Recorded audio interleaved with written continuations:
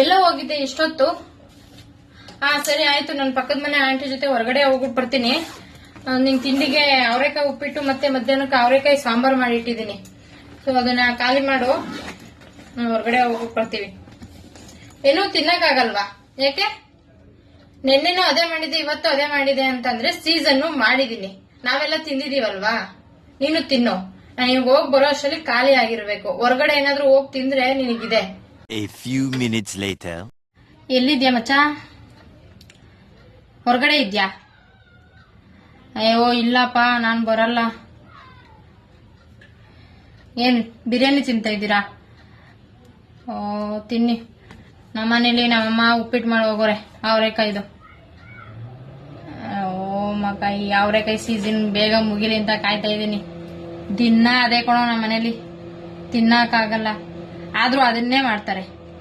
ಯಾರು ತಿಂತಾರೆ?